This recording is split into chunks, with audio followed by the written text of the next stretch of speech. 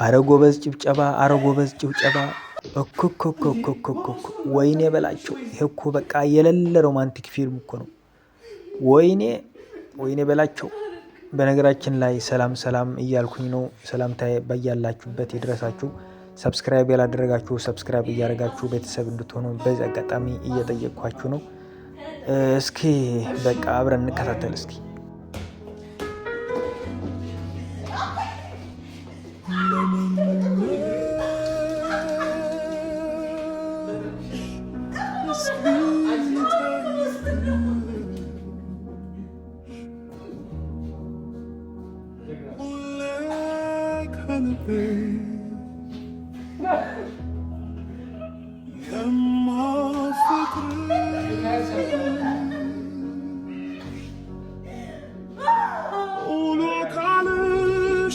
እሳት የሚቀየር ለስላሳ ከንፈርሽ ተጠምቶ ማረካ አቅራሪያሽን እጆችሽን ሳልይዝ ትገዳያለ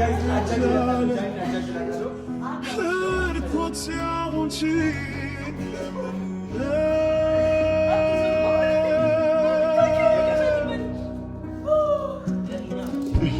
اسميونم كربية بتقع يمين بوضو فيتا يمين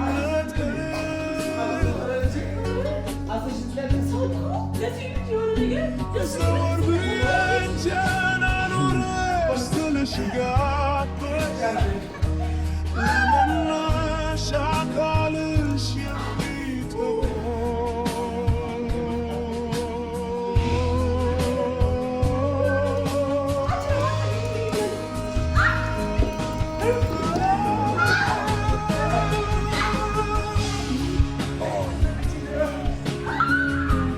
وانا بدي امتشال شنزاني لا جامتش الناس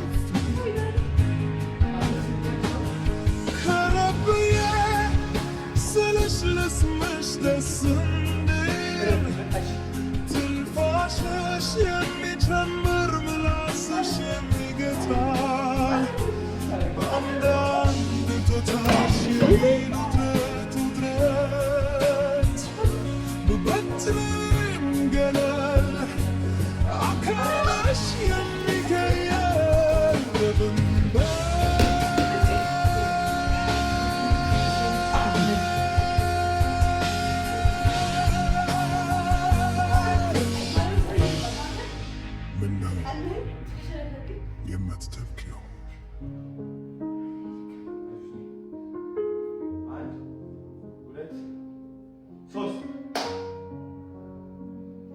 ብዝኾነ እዞም ቲክቶከራት ኣዝዮም ደስ ኢሎምን ማለት ኣብዚ ሕጂ ሰዓት ማለት ዝኾነ ይኹን ሰብ ነናይ ባዕሉ ትሕዝቶ ክሪኤተር ኣለዎ። ግን ሓደ ግዜ ከምዚ ኢልካ ክትዘናጋዕ ከለካ ምስ መሳርሕትካ ደስ ይልልና።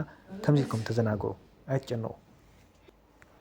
እምበኣርከስ ከምቲ ንሪኦ ዘለና ኣዶናይ ኣብ ውሽጢ ሓፀርቲ መዓልትታት ክበሃል ይከኣል እዩ። ዳርጋ መብዛሕትኡ ሶሻላት ሚድያ ንሱ ጥራሕ እዩ ዝኸውን ዘሎ ማለት እዩ። በቃ ካልኦት ብፍላይ ኣብ ኢትዮጵያ ዘለው ዩቱበራት ኤንደን ናይ ቲክቶክ ተጠቀምቲ ዋላ እውን ናይ ፌስቡክ ተጠቀምቲ ዳርጋ መብዛሕትኦም ጠጠው ዲማ ኣቢሎሞ ዋላ እሱ ድዩ ተቆፃፂርዎ ዘሎ እዚ ሚድያታት ገለ ምንም ኣይርዳእንን ዘሎ። ብዙሓት ናይ ሶሻል ሚድያ ተጠቀምቲ ብዝተፈላለዩ ማሕበራዊ ሚድያታት ይመፁና ነይሮም፣ ኖቲፊኬሽን ይኣቱና ነይሮም። ሕጂ ይለቁ ድዮም ዘየለው ዋላ ጠጠው ኣቢሎሞ እዮም ኣይደኖ ኣይፈለጥኩን ዘለኹ። ግን እንታይ ንምባል እዩ ኣዶናይ ከምቲ ንሪኦ ዘለና ዳርጋ ሙሉእ ብሙሉእ ማለት እዩ ሶሻል ሚድያ ብቲክቶክ መፂኻ ዋላ ብፌስቡክ መፂኻ ዳርጋ ሙሉእ ብሙሉእ ተቆፃፂርዎ ዘሎ ሰብ ማለት እዩ።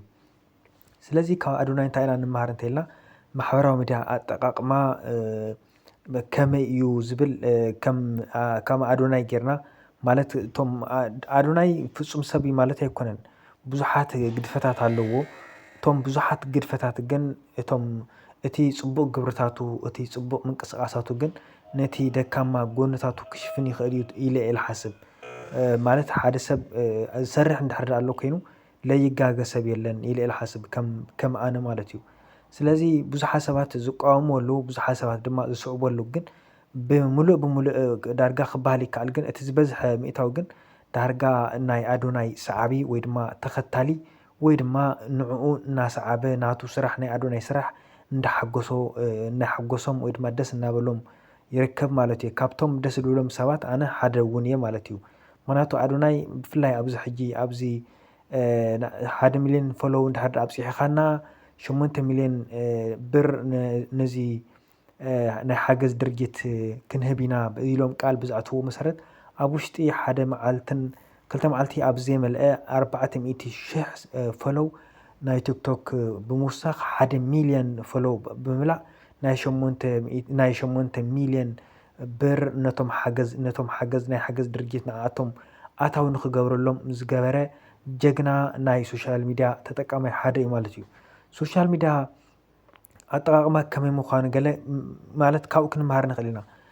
በዓል ኣነ እኒአና ክጥዕመና ከሎ ከምዚ ንምለስ እና ማለት ከም ምድናቕ መጠን ኣድነቕቲ ክንከውን ክንክእል ኣለና።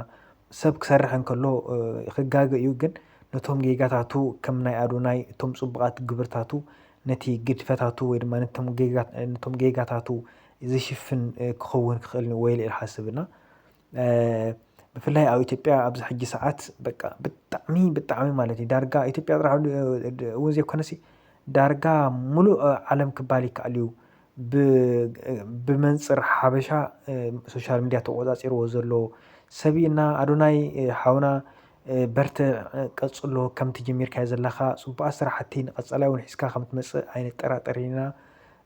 ናኹልኩም ነዚ ገዛ እዚ ሓደሽቲ ዝኾንኩም ሼር ብምግባር እንደን ላይክ ብምግባር ብፍላይ ሰብስክራይብ ብምግባር ተባበሩና። ንፈትወኩም ባይ